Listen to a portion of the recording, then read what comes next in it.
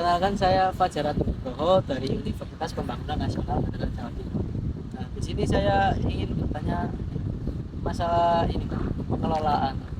Apakah pengelolaan di Pantai Serit ini cukup sulit atau cukup mudah, dan apa visi misi Mas Imron buat pengembangan dari Pantai Serit ini, Mas? Kalau bicara soal terkait tantangan ya, bukan kalau kami bahasanya kalau kesulitan itu nggak ada kasus selama kita bersabar bareng. Ini lebih ke tantangan sih. Tantangannya adalah menyelaraskan visi misi dari dua generasi yang berbeda. Ini kan udah ada gap generasi nih. Saya mewakili anak muda di sini sebagai manajemen, kan biasanya ada visi, ada segmentasi yang memang ini dibangun untuk generasi anak muda. Terus ada juga dari pihak orang-orang tua yang sebagai anggota LBH ini kan juga kadang ada masukan, kadang ada benturan visi misi itu kan biasa. Yang penting kan kita omongkan secara bersama gimana kita mengembangkan wisata, terus memberikan kemanfaatan kepada orang-orang lokal, terutama masyarakat desa yang tidak hanya berkecimpung di wisata yang merasakannya, tapi juga masyarakat desa yang tidak berkecimpung di wisata, dalam artian tidak terlibat di dalam wisata. Itu visi kita gitu. Jadi pengembangan di sini tidak hanya pengembangan berprofesi, mas, tapi pengembangan terkait kemanfaatannya. Nah, makanya itu kami sebagai manajemen ini rutin setiap bulan, setiap 2 bulan sekali, setiap bulan sekali kita selalu mengadakan namanya bagi-bagi sembako bagi orang-orang yang memang membutuhkan, terutama masyarakat desa Serang. Nah, kalau kemarin barusan saja kita bagi sembako di masyarakat desa Serang di Pakubunuh. Terus ini Mas, soal promosi kan. Ini kan tergolong pantai yang baru Mas Ya ya. betul. Bagaimana sih awal dari promosi pantai ini? Nah, kalau terkait promosi, betul yang Mas Hafiz bilang tadi, kita masih tergolong pantai baru. Kita resmi dibuka itu sekitar bulan 7, tapi masih sebulan ini, masih 1 tahun. Nah, terkait promosi ini kita mudah. Ini kita terbantu dengan adanya media sosial, terus terbantu dengan fanspage kayak halaman media sosial, kayak info seputaran Blitar, terus ada lagi yang media Blitar. Itu kan banyak tuh mas, kayak Instagram itu banyak sekali. Apalagi memang segmentasinya saya kita anak muda nih, dengan yang namanya bonus demografi itu kan. Sekarang kita ganti juga sih mas, terus kita buat akun sosial medianya, kita collab dengan Instagramnya dari Dinas Pariwisata. Terus apa lagi yang menarik itu kita dicoba di bukan event sih, bertiga acara kita tes nih seberapa kuat sih Pantai Serit itu dengan adanya event gitu. Dan kemarin tuh kita sempat adain acara yang namanya pembukaan layanan. Jadi komunitas saya kita undang, kita ajak pelayan barang-barang itu luar biasa dampaknya Itu sekitar berapa Mas? Kalau yang layangan? berapa bulan ya? Bulan berapa aku lupa mas. Tapi bulan sekitar bulan 10 juga nanti dicek di ada 10 bulan 10. Tapi dari promosi tersebut apakah ada kendala-kendala Mas? Nggak ada sama untuk saat ini belum ada kendala sama sekali. Ini Mas, untuk faktor sukses promosi yang Mas impikan soal Pantai Serit ini bagaimana? Yang jelas kalau ada promosi kan kita goalsnya atau tujuannya kan peningkatan jumlah kunjungan, ya kan? Dengan adanya peningkatan jumlah kunjungan, otomatis perputaran ekonomi masyarakat itu juga meningkat, otomatis juga nanti pendapatan juga meningkat. Nah, sehingga akan berdampak dengan pembangunan fisik ini secara berkelanjutan terus berlanjut, terus kayak kemanfaatan yang kayak tadi istilah CSR-nya kita itu juga semakin lancar juga. Jadi ada kesinambungan dari promosi tadi. Jadi ada promosi. Kan promosi nih tujuannya adalah peningkatan jumlah kunjungan, ya kan? Kalau ada peningkatan jumlah kunjungan artinya semakin banyak kan dong pendapatan. Itu nanti dampaknya juga ke daerah juga. Karena apa? Karena di tiket kita, di tiket Pantai Serit itu kan ada yang namanya pajak daerah atau korporasi. Itu setiap, jadi gini, misal dalam 1 bulan ini kita bisa menjual 10.000 tiket kunjungan. Nah, itu sebelum kita bagi dengan pihak-pihak yang terkait, itu kita potong yang namanya asuransi.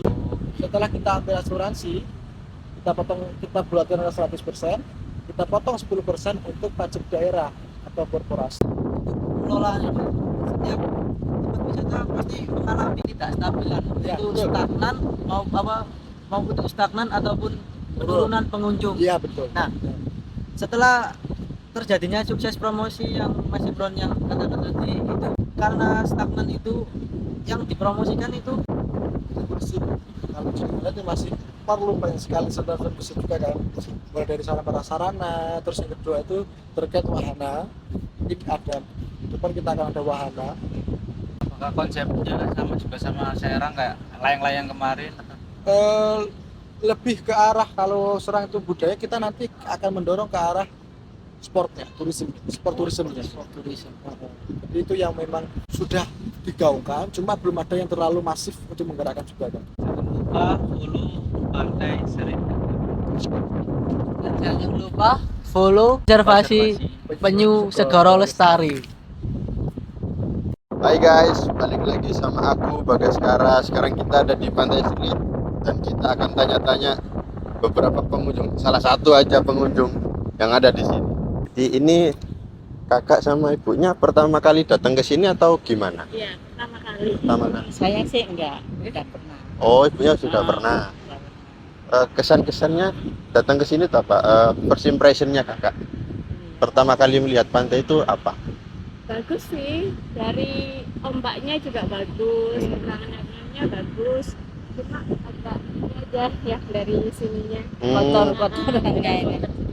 Mungkin sampah dari lautnya, kalau malam mungkin ombaknya kan tinggi bisa Ya. sampai ke atas gitu, jadi sampah-sampahnya nyangkutnya di sini semua. Oh, berarti hal yang nggak disukai kakak sama ibunya itu tentang sampahnya ini aja ya. Untuk seumpama ada saran dari pemerintah atau pengelolanya di sini buat kedepannya itu apa? Mungkin sering ini sih dibersihin aja pantainya. Soalnya dari Kayaknya banyak orang yang infrastrukturnya udah bagus. banyak orang yang minat kayaknya sekarang ini orang apa ya banyak yang mencari apa ya udah penat di kota Nah, mungkin kalau Refreshing ada lah di sini. waktu bisa ya berarti lebih memanage sampah-sampah yang ada di sini ya. Sama mungkin bisa buat untuk yang surfing mungkin Oh. bisa juga, cuma harus ini safety-nya lah dijaga. Oh, iya. Kalau mau buka wisata kayak surfing atau apa gitu, mungkin harus safety-nya benar-benar di ini dulu lah. Perhatikan selfie-nya Iya. juga ya. Iya. Ya, sekian aja sih kak pertanyaan. Oke. Terima kasih ya, terima kasih kak. Jadi Niki Pak, saya mau tanya, Oke, Bapak ini pertama kali datang ke pantai ini atau enggak Pak? oke, datang hari ini nih. Hari ini? Ya, Tapi sebelumnya sudah pernah atau belum? oh sudah, Oh sudah, sudah. sudah. Itu dari pantai ini Pak ya. Hal yang disukai Bapak itu apa Pak tentang pantai ini Pak? Yang mana? Ya, kalau suka ya ini dingin, lah, segar itu kalau di sini. Kalau hal yang nggak disukainya Pak? Kalau tidak disukai itu kalau pasang mas, Oh, kalau pasang. karena airnya Ya besar airnya Pak kan ya. besar kalau pasang, segini mas, kalau besar.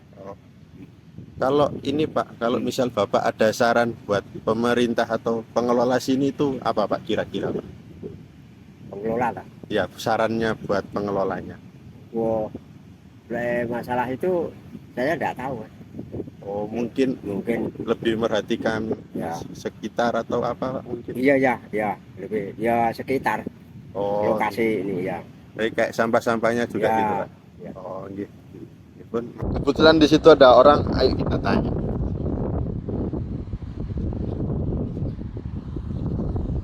Halo Mas, permisi Mas. Oh iya, Mau nanya-nanya, minta waktunya bentar, boleh kan Mas ya? Dengan siapa? Mas siapa ini? Alvaro mas. Oh, saya Bagas Mas. Ya, salam kenal. Saya mau tanya Mas, ini kan pertama kali datang ya? Ya, betul. First impressionnya Mas Faru kesini tuh apa Mas? First impression-nya ya ini bagus, pantainya banyak pemandangan yang cantik gitu. Seperti di internet lah, sesuai gitu. Terus ada nggak sih Mas kayak hal yang disukai dari pantai ini tuh apa Mas?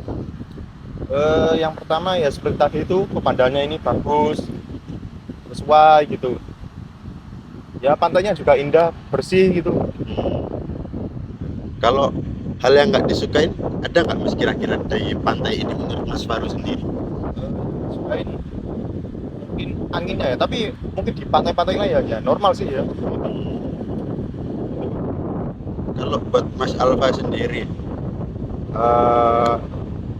harapannya apa sih Mas buat pantai ini ke depannya? Kan ini nggak seberapa rame. Nah, harapannya Mas Faru itu apa buat pantai ini Mas? Harapan kedepannya ya mungkin semoga rame, dan juga ya semoga pengelolanya juga cepat memperbaiki diri gitu, supaya agar tertata gitu, supaya lebih bagus gitu lah maksudnya. Oke. Udah guys, mungkin segitu aja kita tanya-tanyanya. Terima kasih Mas ya. Ya sama-sama. Oke guys, saksikan terus YouTube kita guys. Oke, love you.